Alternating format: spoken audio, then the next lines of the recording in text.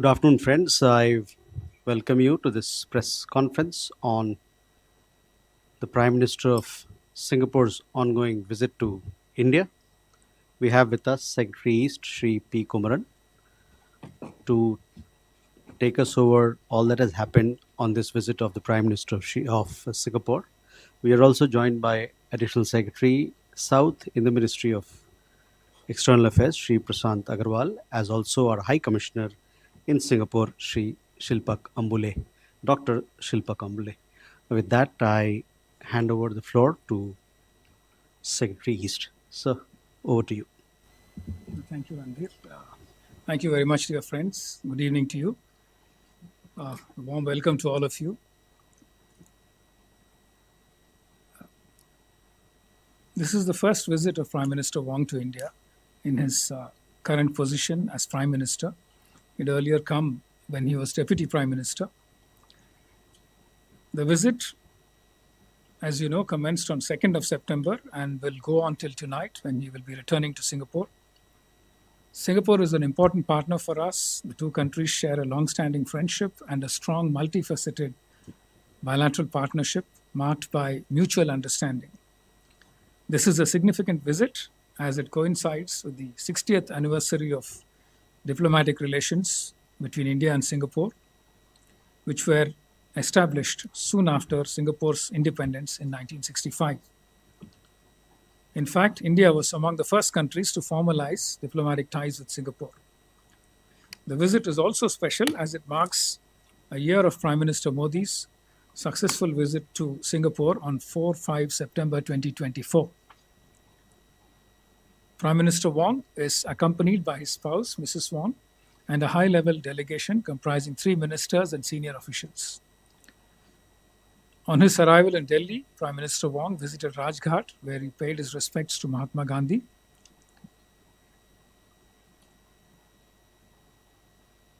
Our Prime Minister held wide-ranging and productive talks with Prime Minister Wong in both restricted and full delegation formats. PM hosted lunch in honor of the Prime Minister of Singapore. Prime Minister Wong will call on Rashtrapati Ji later today. The External Affairs Minister, Dr. S. Jaishankar, called on Prime Minister Wong earlier today. You would recall that during PM's visit to Singapore last year, both sides had agreed to elevate our relationship to a comprehensive strategic partnership. Today, the two leaders adopted a roadmap for our comprehensive strategic partnership. The roadmap truly reflects the range and depth of our bilateral cooperation and provides direction and momentum to it. This roadmap will facilitate bilateral engagements across 8 priority areas, including economic cooperation, skills development, digitalization, sustainability, connectivity, healthcare and medicine, defense and security cooperation, and people-to-people and cultural exchanges. 5 agreements or MOUs have been concluded in important fields and were exchanged a short while ago. These include cooperation on a green and digital shipping corridor, promoting collaboration in the space sector, cooperation in training and R&D in the field of civil aviation, cooperation on digital asset innovation, and establishment of a national center of excellence for skilling in advanced manufacturing in Chennai. Separately, underscoring the importance of enhancing regional connectivity and port infrastructure to facilitate trade and economic growth, the two prime ministers jointly virtually inaugurated the Phase 2 development of the Bharat Mumbai Container Terminal (PMCT) at Jawaharlal Nehru Port, JNP, Maharashtra. This project, developed on a design, build, finance, operate and transfer (DBFOT) basis, is operated by PSA International of Singapore. It is noteworthy that completion of this phase has doubled PSA's terminal capacity to 4.8 million TEUs annually, establishing it as India's largest single container terminal and thus makes JNP the largest container port in the country. Both Prime Ministers noted that there has been an uptick in bilateral relations since the last visit of Prime Minister Modi to Singapore.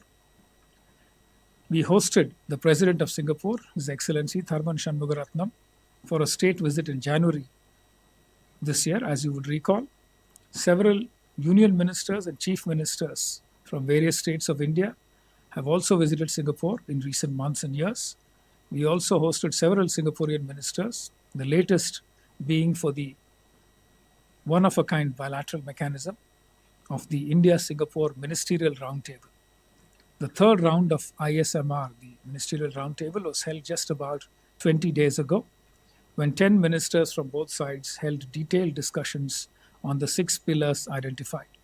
These exchanges reflect the importance attached by the two sides to our bilateral cooperation. The two prime ministers appreciated the sustained expansion in bilateral trade, which has grown from about $6.7 billion in 2004-05 to nearly $35 billion in 2024-25. They agreed that the two sides should work on the next review of the India-Singapore SICA and the ASEAN-India Trade and Goods Agreement, ITIGA. The Prime Ministers also appreciated the growing investment flows between India and Singapore and noted the potential to increase these further. As you would recall, in financial year 2024-25, Singapore was the largest source of FDI into India, and it is also the largest for cumulative FDI into India, amounting to nearly $170 billion. Many Indian companies have also established their footprint in Singapore as a gateway to Southeast Asia and beyond. India-Singapore relations are not only robust but are also future-oriented, our cooperation expanding to new and emerging areas.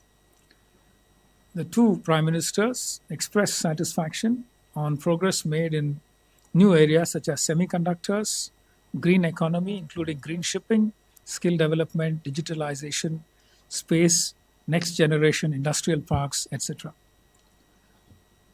We had exchanged an MOU on semiconductor ecosystem partnership during the visit of Prime Minister Modi to Singapore last year.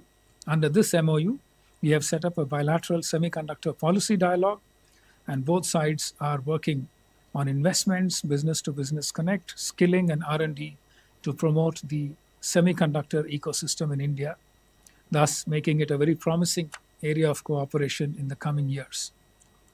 Singapore has also been an important partner for us in the field of education, capacity building, and skill development. We appreciate Singapore's support for the National Center of Excellence in Skilling project. Singapore will be our partner for the National Center of Excellence in Skilling in the area of advanced manufacturing to be set up at the National Skill Training Institute in Chennai. Singaporean companies have also invested in green hydrogen and green ammonia space in India. The MOU concluded on green and digital shipping corridor will facilitate collaboration on zero or near zero greenhouse gas emission fuel supply chains, and our maritime industries stand to benefit from this agreement. Under the digitization pillar, we have the UPI Pay Now Connect, established in 2023, and has emerged as an important collaboration project in fintech. Both sides are now expanding its scope and reach. We also exchanged the MOU on digital asset innovation today, which will help foster cooperation between RBI on our side and the Monetary Authority of Singapore, MAS, in the digital space, including central bank digital currencies, CBDCs. We also have ongoing cooperation in the area of space. ISRO has launched 18 Singaporean satellites in the past, and with the MOU exchange today, we will be working for further collaboration in the areas of space technology and space startups. Defense cooperation was also acknowledged as an important area of bilateral partnership. It was agreed to further the momentum of exchanges and training cooperation, as well as engagement between the two sides, including all the three services. There was also agreement to explore cooperation in the defense technology space. Finally, India and Singapore have very strong people-to-people bonds. The thriving Indian community in Singapore is a living bridge and makes valuable contributions. It was agreed to further strengthen our cultural and people-to-people ties.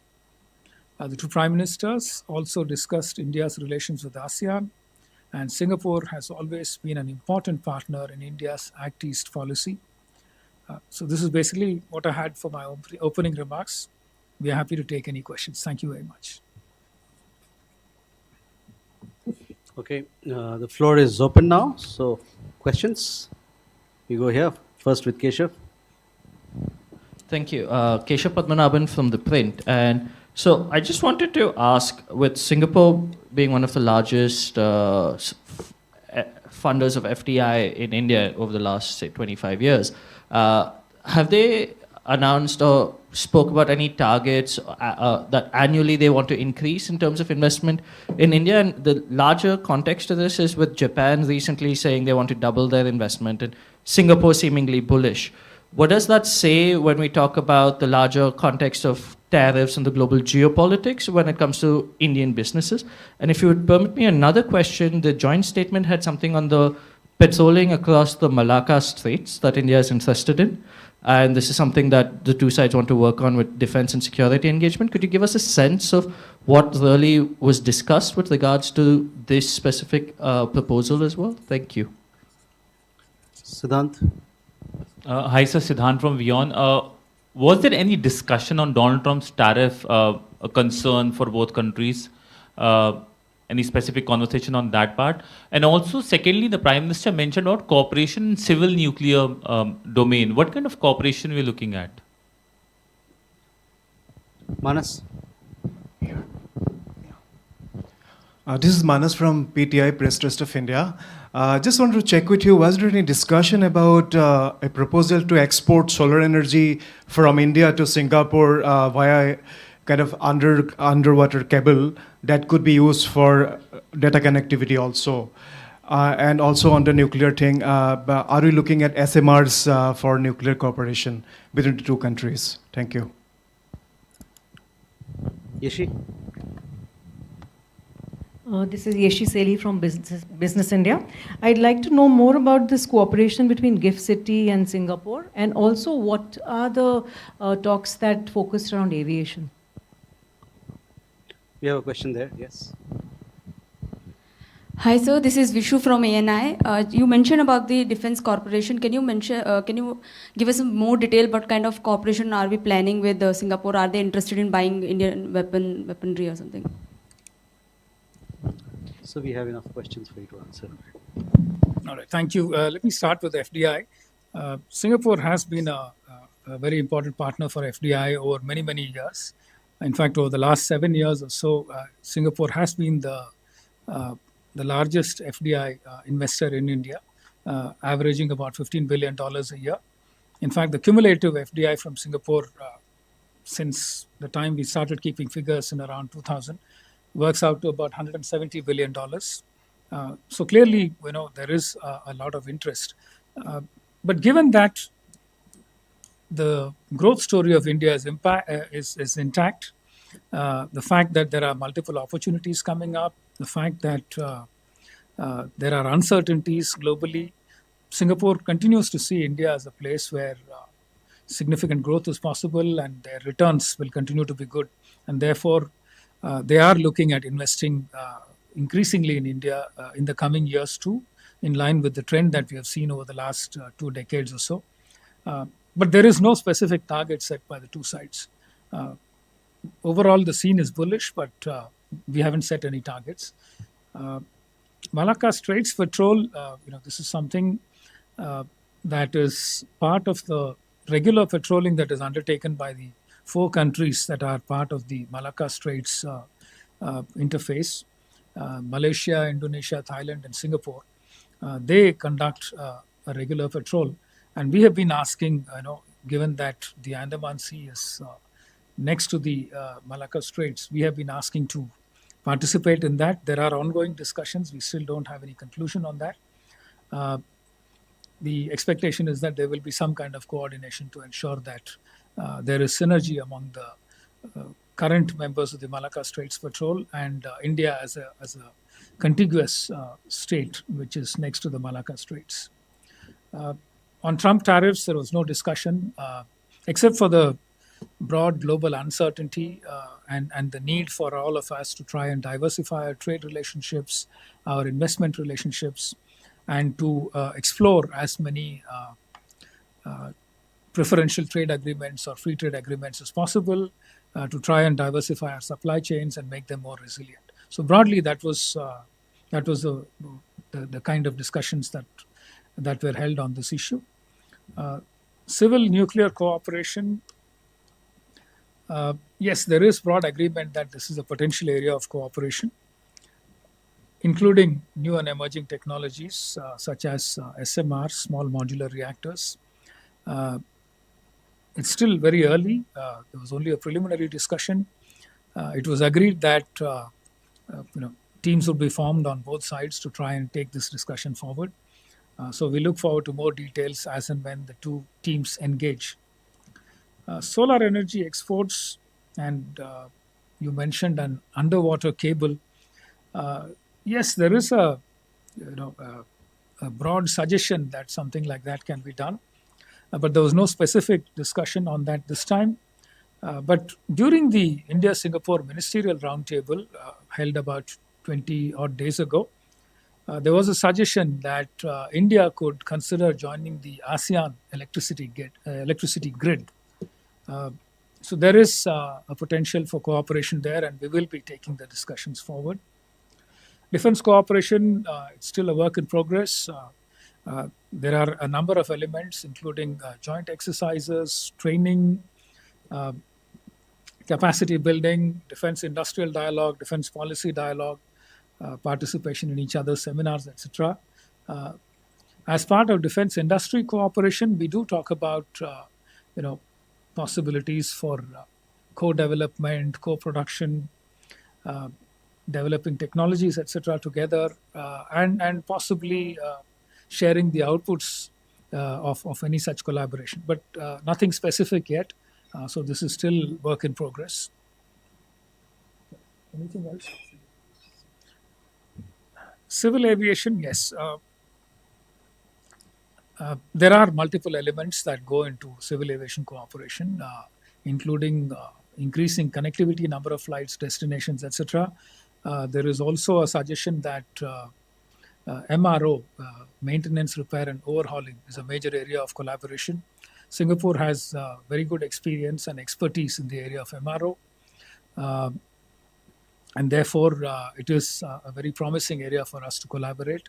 Singapore wants to invest in MRO facilities in India, help develop capacity in India, basically driven by the fact that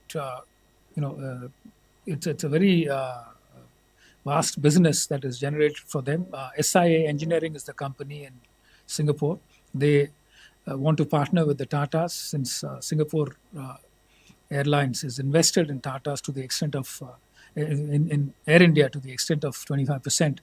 So it makes sense for them to collaborate in the area of MRO with Tatas and also to help develop capacity in India and to use the land availability in India to set up MRO facilities. So broadly, those are the areas where we collaborate in the area of civil aviation.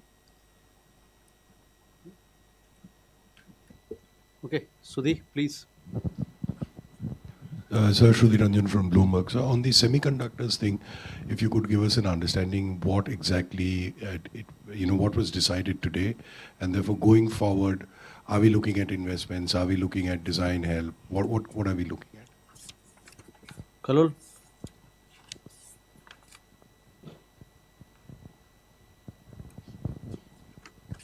Lol Bhattacharjee from the Hindustan. Sir, did the situation in Myanmar feature in the talks? And did the two sides discuss the upcoming election in Myanmar? Siddhant?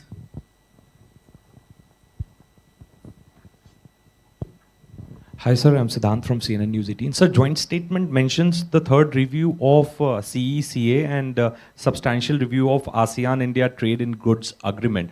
Sir, if you can elaborate a little bit and what is Singapore's point of view as far as the review of these two existing agreements is concerned. Thank you. Neeraj? Sir नमस्कार, मैं नीरज सुबह प्रभा साक्षी से। Sir मेरा प्रश्न ये है कि जो आज का जो जॉइंट स्टेटमेंट है उसमें कहा गया है कि मंत्री स्तरीय गोलमेज बैठकें होंगी, तो इसका आयोजन कब से होगा? और मलक्का वाले प्रश्न का हालांकि आपने उत्तर दे दिया है, लेकिन अगर आप उसको हिंदी में दोहरा सकें। कोशिश करेंगे। Okay. You have a question? Manas? Manas again from PTI. Just gone through the joint statement actually, and it says that both the countries will cooperate in development of unmanned vessels under the broader framework of defense cooperation. So what kind of platform it would be? Unmanned vessels, kind of underwater or something related to that?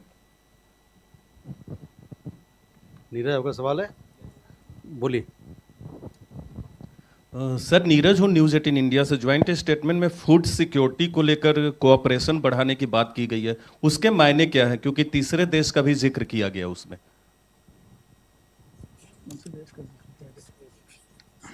Okay. All right. Let me start with semiconductors. We have this India-Singapore semiconductor ecosystem partnership, which was signed during Prime Minister Modi's visit to Singapore last year. It provides a framework for cooperation on developing semiconductor supply chains. Singapore started manufacturing hard disks, Seagate and others invested in Singapore many years ago. And therefore, they have a very good experience with high-value manufacturing. Given that Singapore is a country with wages or wage levels that are far higher than India, and the fact that they are short of land, they focus on high-value manufacturing, and electronics is an area that they focused on quite early. So therefore, we have a lot to benefit by cooperating with them. Using the MOU that was signed, we set up a semiconductor policy dialogue to help learn something from them in terms of regulating the semiconductor ecosystem.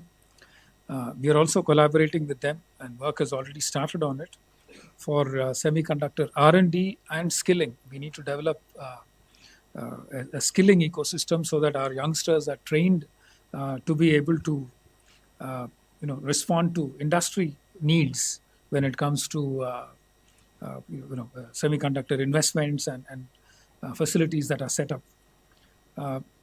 Singapore has also expressed interest in investments in this sector and also getting their private sector companies to come in and expand their presence in India, to set up a semiconductor manufacturing ecosystem, clusters for both design and fabrication. We are also looking at developing supply chain resilience, diversifying sources, and a large Singapore delegation, industry delegation, visited Semicon India. One of their pavilion was one of the largest. We are also looking at what is called a green laning initiative. Green laning initiative. I mean, it's a new name. It's a new idea. The aim is to try and optimize the supply chains on the two sides. There is a pilot that they will carry out to study how exactly the supply chains are distributed between India and Singapore, and how to optimize them in a way that risks are minimized, efficiencies are maximized, including logistical efficiencies. So all these are areas that we are working in the area of semiconductors. On Myanmar, there was no discussion. It was not a subject that was raised by either side. SICA ITGA review, as I said, Singapore is an important partner for us when it comes to working with our ASEAN partners, the rest of the ASEAN partners. They are one of our strongest partners when it comes to trade and investment, as I mentioned earlier. We've had a SICA with Singapore, which came into force sometime in 2005-06. And of course, ITGA review, we've heard so much about it in the last couple of months. Singapore has agreed to advance our help explain our position to the rest of the ASEAN partners in terms of the need to arrive at a reviewed arrangement that can result in a win-win situation for both sides.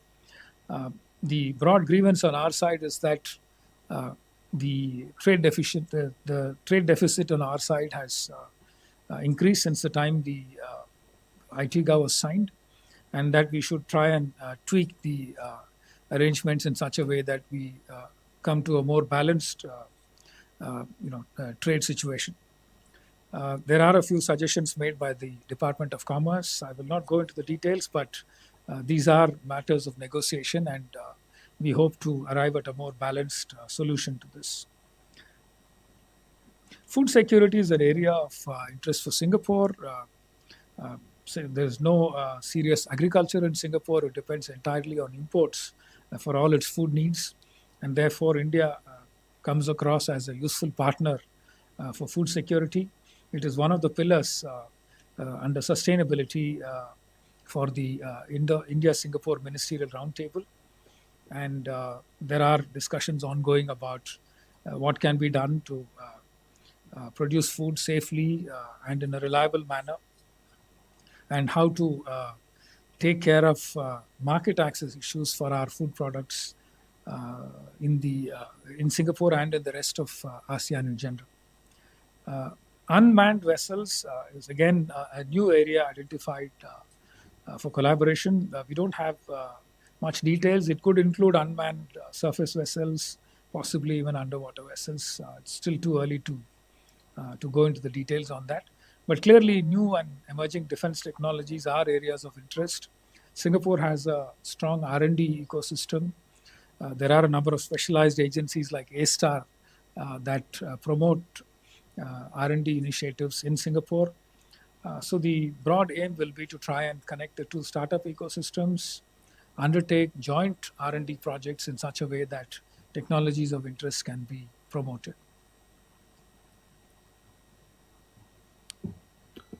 With that, ladies and gentlemen, we come to the close of this press briefing. Thank you very much for your presence and for your participation. Thank you.